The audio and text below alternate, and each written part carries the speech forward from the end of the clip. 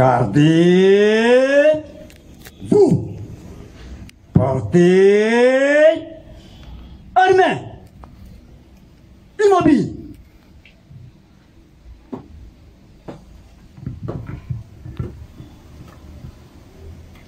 Monsieur le président du tribunal militaire de garnison Kinshasa Matete distingue membre de la composition, mon major, la police d'audience est arrangée pour vous rendre les honneurs à l'occasion de l'audience de ce jour. Comment la police d'audience, adjudant-chef Mickey Maten. L'audience de ce jour est ouverte à mon vieux repos. Absolument, major.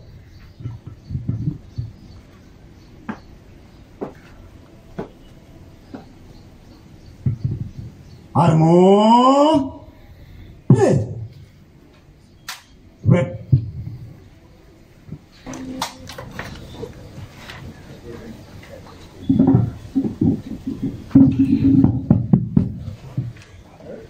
L'audience publique du 8 mars 2021. Vous avez la parole afin que vous puissiez nous donner lecture de l'extrait de rôle. Bar WBG bar 2018 en cause l'auditeur militaire des garnisons de Kinshasa, Matete ministère public et parti civil, mouvement debout congolais et bâtissons, mademoiselle Nathalie Kalanga Timanga et Timanga Mukendi.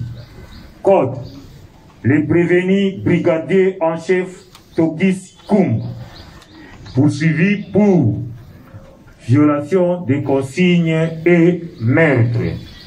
Ainsi, fait à Kinshasa le 3 mars 2021 par le capitaine Bernard Douba Wayawaya Hahimalongo, greffier du siège.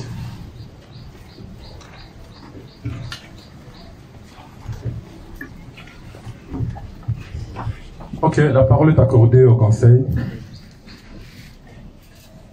Les partis civils représentés par les partis civils Kalanga et Mukendi Chimanga sont représentés par Maître Richard Bondo Chimbombo, barreau de Kinshasa Gombe, conjointement avec Maître Claude Kanyekete Boba, avocat au barreau de Kinshasa Matete. Conjointement, Maître Nsasa Patrick, avocat au barreau de Kinshasa Matete. David Chimanga Kalongo, avocat au barreau près la cour d'appel de Kinshasa Gombe. Ishomba Bochukuna Emmanuel, avocat au barreau de Kinshasa Gombe. Kandolu Lumbai Georges, avocat au barreau de Kinshasa Matete. Minute. Maître Ishomba Emmanuel. Oui. Vous êtes de quel barreau? barreau de Kinshasa Gombe.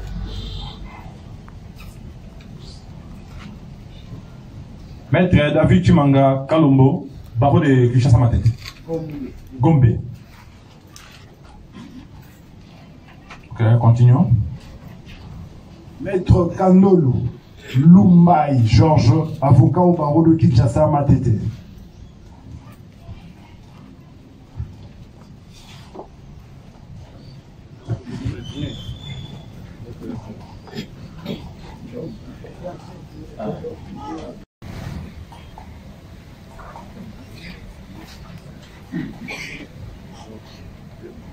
L'OPEMA, le barreau de Kinshasa Matete.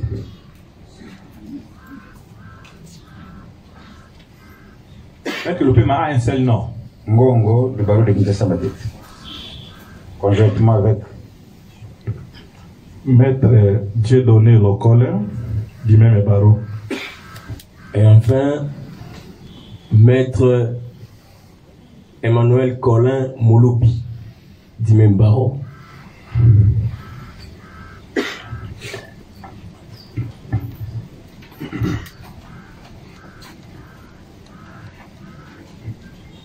Et les citoyens responsables? Oui, représenté par son conseil, Maître Bongi Elembe Crispin, avocat au barreau de Kinshasa Gombe. Pour la République, civilement responsable. Sans plus tarder, nous accordons la parole au greffier afin qu'il donne lecture des faits d'audience. Commissaire supérieur adjoint Lokeso Koso Karine.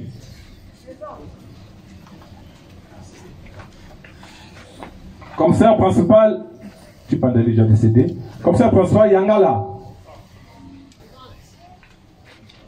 Sous-commissaire Kabete. Sous-commissaire Moussimbi Ngama Doudou. APJ Badini. AP de deuxième classe Doudou Mafuta.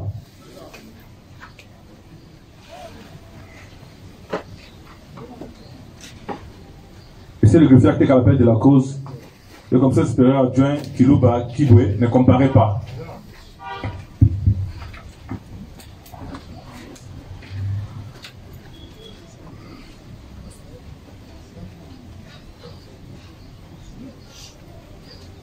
Comparez pas aussi.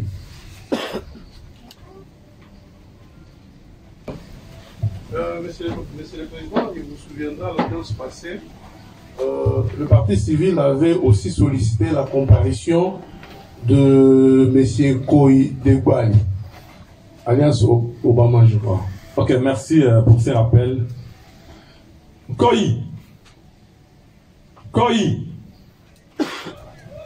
Monsieur le greffier, vous voyez un peu l'exploit si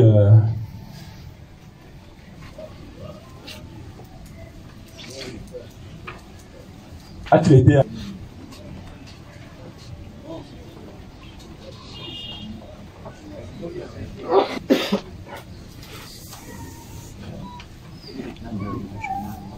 minute, maître Bondo. On s'excuse. Pour l'exploit est là.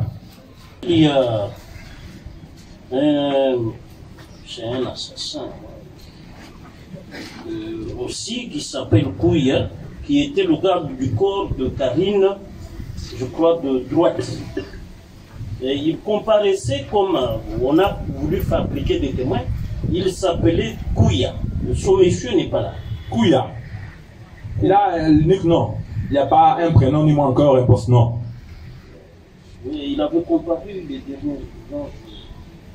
Né, pas des meurtriers, mais eux ont assassiné Rossi Mokendi. C'est un de ces gardes. Vous pouvez me demander à Madame Karim, parce que ce monsieur avait comparé, oui, avait comparé, mais depuis un temps, il a cessé de comparer. Parce qu'on va inventer encore une. Voilà. Kouya Mbiavanga Olivier. Voilà. Ce monsieur a cessé de comparaître depuis la reprise du procès. Donc, il y a Moukenge, entre guillemets, en fuite, alors que c'est lui qui a arrêté Bivoire, le vrai assassin, l'assassin matériel. Pas le simple meurtre, mais l'assassinat concocté par Karine et ses chefs. Donc, ce type-là, Kouye Olivier, Karine doit nous dire où il est. Parce que c'est son garde du corps, je crois, de gauche, de droite. Parce que c'est l'un des deux, Bivoile, qui était assassiné, achevé. Celui dont nous représentons les partis civils, Mokendi aussi, et lui, Kouya, était là, bien armé, avec des munitions létales, des cartouches létales. Alors, tous ces assassins qui demain seront compétents parce que vous allez requalifier devant votre tribunal, vous requalifierez l'infraction. Ce n'est pas un meurtre, il s'agit d'un assassinat. Bien planifié dans une association des malfaiteurs, mais qui portent la tenue et qui jouissent, qui vivent de nos impôts. Donc quand nous travaillons là, une partie de nos impôts est versée à Karine et les deux assassins. Vous ne pouvez pas comprendre dans quel état je me trouve quand je vois que mon argent est bouffé par des assassins. C'est pas possible. C'est pour cela, Monsieur le Président, il faut faire en sorte que ce garçon comparaisse ici. Cet assassin doit comparaître ici.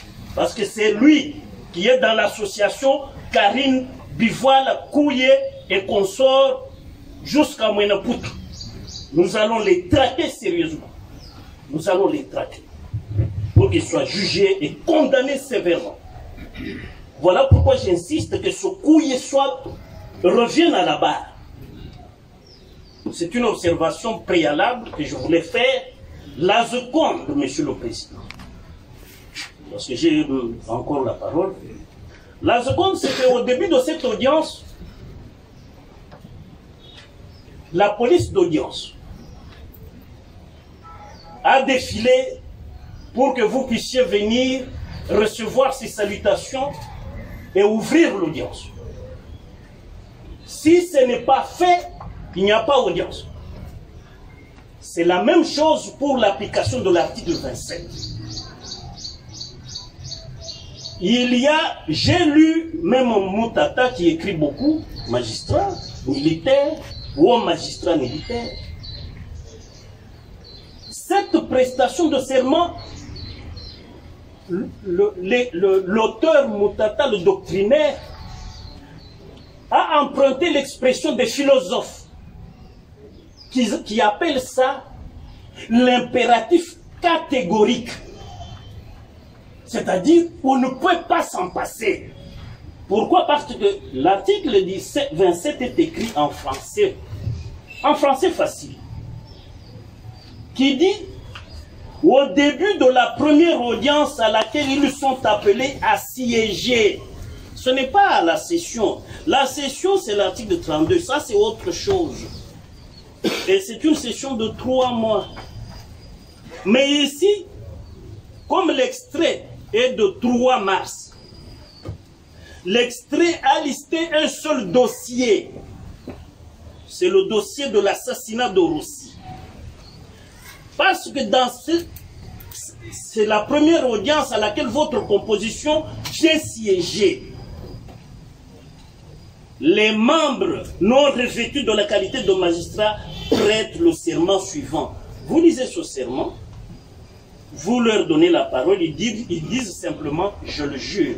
Et nous reprenons, ça ne nous prendra même pas le temps que j'ai mis pour parler ici. Ça nous prendra juste quelques secondes. C'est pour cela, Monsieur le Président, pourquoi nous insistons? De la même manière que le rituel de la police d'audience, le petit défilé là, est solennel, la prestation de serment des 3 assesseurs est solennelle. C'est pour cela que j'ai écrit, parce que les avocats doivent écrire. J'ai écrit à la hiérarchie, la vôtre. J'attends la réponse, parce qu'ils ont réceptionné ça. Fait la photocopie dans les machines pas très appropriées. Excusez-moi. Voilà l'original. Réceptionné le 5 mars. Pour dire que la même chose que je viens de dire, pas prêter serment. Tant qu'ils n'ont pas prêté serment, vous nous mettez très mal à l'aise, Monsieur le Président. Assumez-vous. Nous ne voulons pas nous manquer de respect à votre tribunal ou nous comporter autrement qu'en respectant la loi. La loi est rigoureuse. Je vous lis, c'est en français très facile, qui dit « Au début de la première audience à laquelle ils sont appelés à siéger ». Or, c'est la première audience à laquelle votre composition est appelée à siéger avec les 3 assesseurs. Les membres non revêtus de la qualité de magistrat prêtent le serment suivant. Le serment, vous leur donnez lecture, et puis eux, ils répondent simplement « je le jure ». Ça ne nous prendra même pas beaucoup de temps avant la lecture, parce que le greffier va lire les procès-verbaux. Il va lire devant quelle composition? Vous n'êtes pas encore un tribunal. Voilà ce que j'ai voulu dire en disant, j'ai même saisi la hiérarchie, parce que moi, je tiens beaucoup à peine de nullité. Dans l'intérêt de nos clients, ça ne sert à rien de continuer à écouter les procès-verbaux qu'on va lire devant une composition qui n'est pas un tribunal. Il faut d'abord que vous soyez un tribunal de garnison pour que nous comparissions en connaissance de cause. Voilà un peu ce que je voulais dire en liminaire, Monsieur le Président. Oui, Monsieur le Président. avec votre autorisation, je fais mienne les observations de Maître Bondo, mais moi je voudrais revenir sur la question de citation des témoins des renseignants. Monsieur le Président, votre honneur, je pense que ce procès est d'une importance capitale. On a besoin de rappeler le profil, les qualités de Rossi Mukendi Chimanga. Il faudra à ce que le huissier ou les greffiers qui procèdent à la signification de ces exploits puissent faire un bon travail. Apparemment, il y a une certaine négligence. Parce qu'un huissier, un assermenté, qu'il arrive, je ne sais pas quoi, au camp Mobutu, je ne sais pas moi, à un commandement de la police, il dépose l'exploit, il ne sait pas, il s'adresse à qui, et il retourne avec l'exploit. Celui qui a instrumenté et signifié. Et voilà, même situation. À l'audience prochaine, il faudra le huissier qui va signifier et à M. Koïdegwali Miguel et à M. Kouya, Ambiavanga Kouya Olivier, qu'il fasse correctement son travail. Sinon, les partis civils, ils auront toutes les voies des droits. Nous avons dit. Ok, merci. SMC public.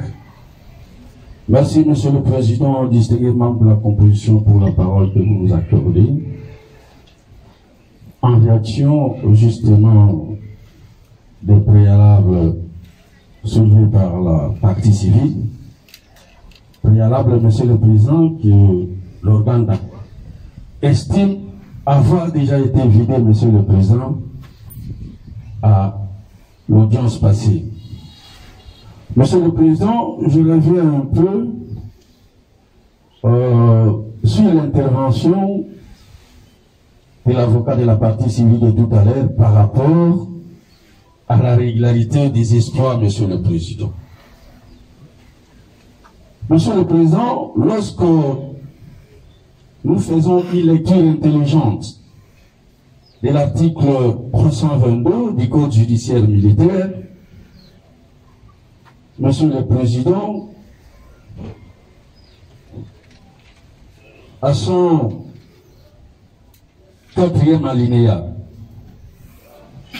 ce verbal est signé par l'agent ainsi que par les destinataires de l'acte si celui-ci est notifié à personne. En cas de refus ou de l'impossibilité de signer, il en a fait mention.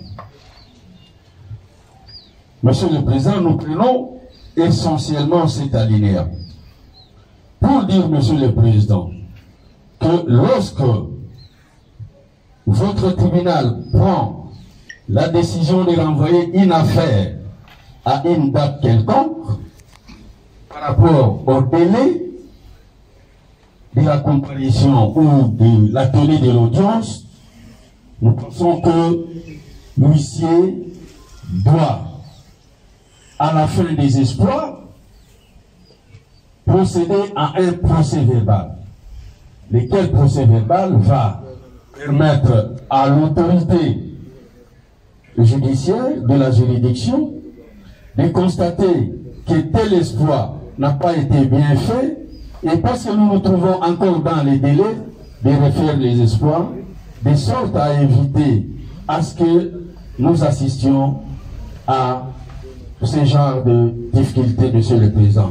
Ça, c'est au terme de la loi que nous avons donné lecture. Alors que pour le ministère public, ce préalable avait déjà été vidé, parce que nous nous souvenons que la partie civile, par le touchement de Maître Bondo, qui en son temps disait, demandant à votre tribunal de renvoyer la cause, simplement parce que le greffier audiencé n'était pas en mesure de donner l'intelligibilité du contenu des faits d'audience. Et cela portait parfaitement atteinte à la compréhension, Monsieur le Président, des différentes parties. Parce que, Monsieur le Président, cette question avait déjà été vidée. Pourquoi, Monsieur le Président, devenons-nous encore revenus là-dessus? Alors que c'était déjà la position éclairée par votre auguste tribunal et les partis ont trouvé normal et justement régulier la procédure et on continuerait. Monsieur le Président, il y a une inquiétude. Le ministère public, comme les membres de votre composition, a vu brandir une lettre par la partie civile déposée sur le banc à votre tribunal. La correspondance, Monsieur le Président, ou le courrier adressé à la hiérarchie. Le ministère public craint que cela ne puisse apparaître comme en son temps, Monsieur le Président, en date du 17 septembre 2018, où les avocats, Monsieur le Président de la partie civile, de manière purement dilatoire, avaient évoqué une question relativement à l'inconstitutionnalité du fait que Monsieur le Président Emmanuel, de manière d'ailleurs abusive, évoquait l'article 17 de la Constitution. Nous craignons, Monsieur le Président, que cette lettre qu'on a brandie à votre tribunal ne puisse pas dégager un autre problème. Lorsque nous prenons le 17 septembre 2018 jusqu'au 25 mars 2021, que du temps, Monsieur le Président, perdu. Nous ne disons pas du tout perdu, mais l'affaire a été sursie pour ne reprendre que plus ou moins 2 ans plus tard. Parce que la correspondance est adressée à la hiérarchie. Faut-il attendre la réaction de la hiérarchie pour une question, Monsieur le Président, que la partie civile et l'ensemble des partis dans ces procès, Monsieur le Président, avaient tout à fait couvert, Monsieur le Président. On a donné les différentes lectures des textes des lois.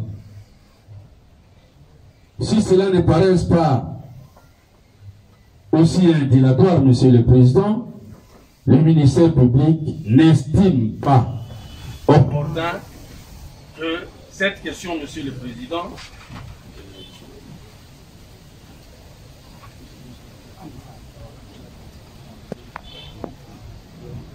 les voix. Nous pensons, Monsieur le Président, que en ce moment du procès, à moins, Monsieur le Président, que la partie civile ne fasse comme il a fait la fois passée, nous ne trouvons pas, Monsieur le Président, opportun que l'on revienne encore sur cette question que votre tribunal d'autorité et de bon droit d'ailleurs avait déjà vidé la question, Monsieur le Président. Nous estimons que c'est tergiversé, c'est vraiment un pire dilatoire. Nous avons. Parce que, Monsieur le Président, lorsque nous interpellons l'article 32, et même arrivé à faire la combinaison des articles 27 et 32, Monsieur le Président, il ressort, Monsieur le Président, d'une simple intelligence que la première audience dont il est question ici fait tout simplement entendre, Monsieur le Président, que pour une session, les juges désignés pour cette session-là prêtent serment à la première audience dont ils sont appelés à siéger. Cela ne sous-entend pas, Monsieur le Président, à moins qu'il ait un mépris de notre part. Mais nous pensons, Monsieur le Président, c'est tout à fait droit, Monsieur le Président, qu'à cette première audience, ces juges-là, qui sont retenus pour une session, prêtent serment. il sera notre sens superfectatoire que de voir les mêmes juges prêter serment lors de chacune des audiences, nous disons chacune des affaires, Monsieur le Président. Ça sera trop demandé au tribunal. Même si on a aligné une affaire pour cette instance, mais ces juges-là avaient déjà prêté serment pour une session de 3 mois. La loi est claire. Nous ne voyons pas, Monsieur le Président, qui cela puisse encore venir tomber ici comme un cheveu dans la soupe, alors que, Monsieur le Président, nous avons suffisamment de l'estime sur les éminents avocats, Monsieur le Président, que l'on revienne encore sur cette question qui avait déjà été vidée. Monsieur le Président, si votre instance, votre tribunal ne trouve pas ce préalable qu'on le soulève maintenant comme un dilatoire, Monsieur le Président, il serait à notre sens hors de la question. J'attire d'abord votre attention sur le fait que les avocats que nous sommes, nous n'avons pas dit que le ministère public a du mépris par rapport à la loi. Non, c'est votre tribunal, appuyé par le ministère public, dans la combinaison de l'article 27 et l'article 32, c'est votre tribunal qui se méprend. Ce n'est pas du mépris, mais c'est une méprise. Il y a nuance. Pourquoi une méprise? C'est une erreur d'interprétation. Simplement. Parce que le texte est clair. La première audience, affaire Rossi, à laquelle les 3 assesseurs sont appelés à siéger, c'est la date de l'extrait du 3 mars. C'est ça leur première audience dans cette affaire, y compris vous-même le président. Vous n'avez pas à associer l'article 32, d'ailleurs qui vient à la 5e position après l'article 27, qui a déjà parlé du serment. L'article 32 ne parle même pas de serment, parle simplement du délai de la session, 3 mois. Donc l'article 32 ne peut nullement faire combinaison avec l'article 27. L'article 27 est ce que les doctrinaires Moutata, à qui je me rallie, appellent l'impératif catégorique. Cette expression est souvent utilisée par les philosophes, mais comme le droit est une science sociale, la science mère, c'est la philosophie. Et nous n'avons qu'à nous incliner devant ce préalable qui est incontournable, et je maintiens le terme impératif catégorique. Parce que c'est la loi qui le dit. Il n'y a même pas de faculté. L'article 27 dit les membres non revêtus de la qualité prêtent le serment. Indicatif présent. De verbe prêter le serment. Prête le serment. Donc on n'accorde aucune faculté, aucune dérogation. On dit ils doivent prêter le serment. Doivent prêter le serment. C'est ce qu'il dit ici. L'indicatif présent, 3e personne du pluriel, où l'on dit les membres non revêtus de la qualité de magistrat prêtent le serment suivant. Et quand vous leur en donnez lecture, le texte du serment, donc, après lecture de la formule de serment, chaque membre de la juridiction concernée, donc les assesseurs, debout et en levant la main droite. Pourquoi? Parce que ça se fait à l'audience publique. L'article 32, ce n'est pas l'audience publique, parce qu'à cette audience publique, les partis sont là. L'article 32, vous le tirez de nulle part. C'est un article inapproprié. Nous ne sommes pas dans une session. Nous sommes dans une audience publique. La toute première dossier aussi depuis le 3 mars. Voilà pourquoi, Monsieur le Président, la solennité de débat, comme on a commencé par la police d'audience, le petit rituel de la police d'audience et le rituel du serment est aussi un préalable catégorique, un préalable incontournable et, disons bref, un impératif. Nous l'avons identifié. Heureusement que nous l'avons identifié, le voilà lui-même, il vient lever la main, alors que c'était une esquive bien planifiée.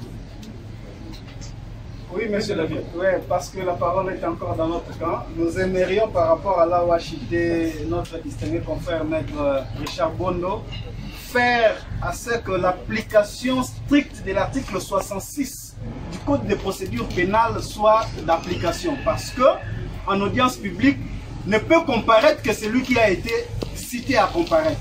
Et dans les cas d'espèce où il y a état dans la salle, et lorsque vous avez fait comparaître tous les témoins, sciemment il n'a pas comparu, vous allez faire application de l'article 66 qui dit ce qui suit. Lorsque la citation peut être remplacée par une simple sommation verbale faite à personne. Dans les cas d'espèce, la personne s'épouille. Faite à personne par l'officier du ministère public ou par le greffier de la juridiction qui devra comparaître de l'affaire, d'avoir à comparaître devant le tribunal à tel lieu et à tel moment lorsqu'il s'agit de la comparution soit de la partie lésée ou des témoins. Et dans les cas d'espèce, il est témoin, il va comparaître par sommation, soit sommation verbale, le fait soit par l'officier du ministère public ou par le greffier de la juridiction. Parce qu'il était dans la salle, il s'est esquivé. Si nous n'avions pas été vigilants, il aurait pris la poudre d'escampette. Nous avons dit. Sans ignorer, le tribunal est sans ignorer que nous sommes partie prévenue et que notre client est en train de croupir en dolo. Il a fait pratiquement 2 ans ou 3 ans parce qu'il y a eu ce moyen qui a été soulevé de constitutionnalité et consort. Donc, Monsieur le Président, si le tribunal que vous êtes, qui n'est soumis qu'à l'autorité de la loi, et si vous estimez que l'observation faite par les parties prévenues, parties civiles, qui tiennent à ce que les nouveaux juges qui comparaissent pour la première fois dans cette affaire prêtent serment, nous, parties prévenues, nous ne trouvons aucun inconvénient. Parce que, les moments venus, si cela s'avérait vrai, la décision qui sera rendue par ce tribunal-là sera une décision rendue par une composition irrégulière. Et vous en connaissez la conséquence. Et donc, nous lançons un appel, que ce soit du côté de la partie civile et du côté du tribunal, parce que nous sommes en train d'en pâtir. La partie civile est à la maison. Notre client, ça fait 3 ans qu'il est là. Alors, maintenant, s'il y a de guerre entre les parties civiles et l'auditeur qui poursuit, tantôt, lorsque nous avons pris connaissance de la requête qui était là à la Cour constitutionnelle, on dit que notre client n'a rien fait. Mais Monsieur le Président, tout ce qui sera fait comme manœuvre, ou je ne sais pas, autre qui pourra retarder l'aboutissement de ces procès, ne fera que préjudicer notre client. Parce qu'il est là.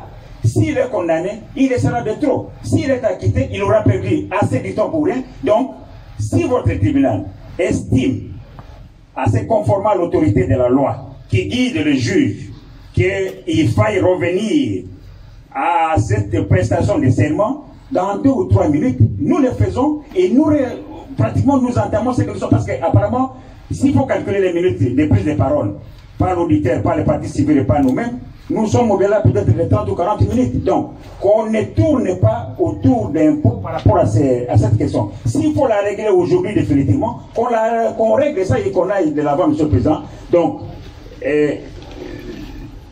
merci beaucoup. Parce que nous estimons que chaque jour qui passe, lorsque nous rentrons en dolo, c'est une peine de plus pour nous. Et donc, le tribunal n'est soumis qu'à l'autorité de la loi. Si cette loi-là exige qu'il y ait prestation de serment avant l'examen de cette cause, qu'il y ait prestation de serment, dans quelques minutes, nous en revenons à la lecture. Nous avons été, M. le Président. A soulevé les problèmes et le ministère public a réagi. Côté prévenu aussi, il y a eu des réactions. Maître Bon, vous les avez représentés. Est-il vrai ou c'est faux? Vous étiez là.